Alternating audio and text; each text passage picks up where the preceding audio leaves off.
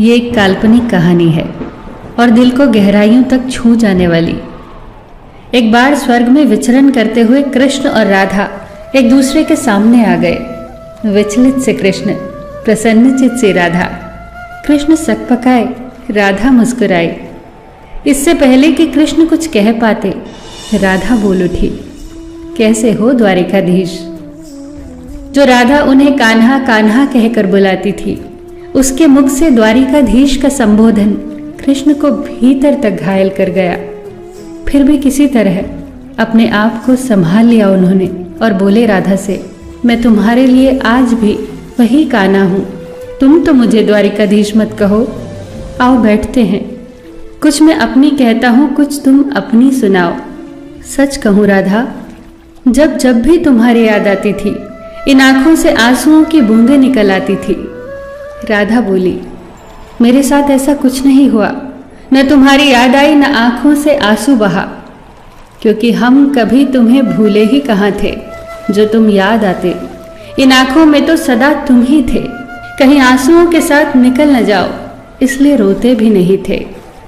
कान्हा, प्रेम से अलग होने पर तुमने क्या खोया, इसका एक आईना दिखाऊं तुम्हें। कुछ कड़वे सच प्रश्न सुन पाओ तो सुनाऊं। कभी सोचा है इस तरक्की में तुम कितने पिछड़ गए। यमुना के मीठे पानी से जिंदगी की शुरुआत की और समुद्र के खारे पानी तक पहुंच गए।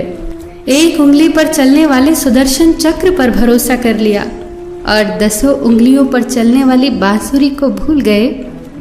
कान्हा, जब तुम प्रेम से जुड़े थे तो जो उंगली गोवर्धन पर्वत उठाकर लोगों को विनाश से बचाती थी, प्रेम से अलग होने पर वही उंगली क्या क्या रंग दिखाने लगी।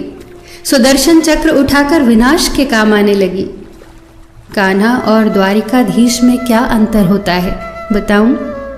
कान्हा होते तो तुम सुदामा के घर जाते, सुदामा तुम्हारे घर नहीं आता। युद्ध में और प्रेम में यही तो फर्क होता है।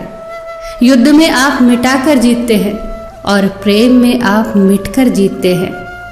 कान्हा, प्रेम में डूबा हुआ इंसान दुखी तो रह सकता है, पर किसी को दुखी नहीं कर सकता।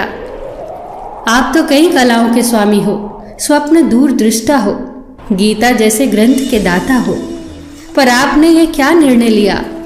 आपने अपनी पूरी सेना कौरवों को सौंप दी और अपने आप को पांडवों के साथ कर लिया।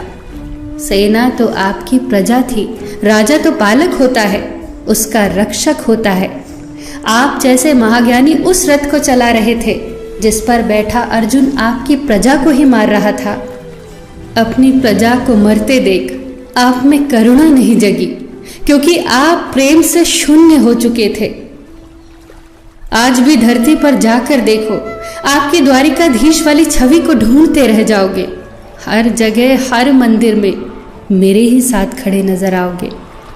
मैं जानती हूँ कान्हा, लोग गीता के ज्ञान की बात करते हैं, उसके महत्व की बात करते हैं, पर धरती के लोग युद्ध वाले द्वारिकाधीश पर नहीं, प्रेम वाले कान्हा पर भरोसा करते हैं।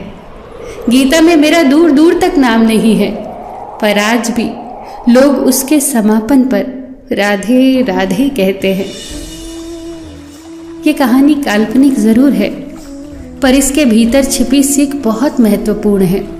श्री कृष्ण के पास कभी किसी प्रश्न का उत्तर ना हो, ऐसा तो हो ही नहीं सकता, परंतु राधा द्वारा लगाए गए प्रश्न चिन्हों पर कान्हा मौन रहे। यही तो है प्रेम में समर्पण का भाव। पराक्रम में हमें हर किसी को हराना होता है, तब भी हम जीतकर भी हार जाते हैं, परंतु प्रेम में एक ही कईयों का दिल जीत लेता है।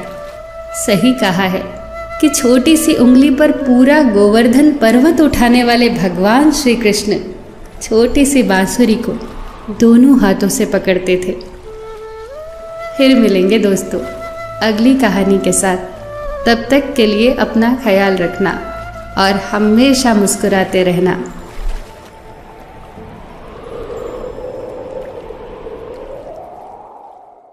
इग्नोर मत करना। आज जो भी इस वीडियो को लाइक करके चैनल को सब्सक्राइब करेगा, उसे 2 घंटे में खुशखबरी मिलेगी। यकीन ना हो तो करके देख लो और जाते जाते कमेंट में हर हर महादेव जरूर लिख देना।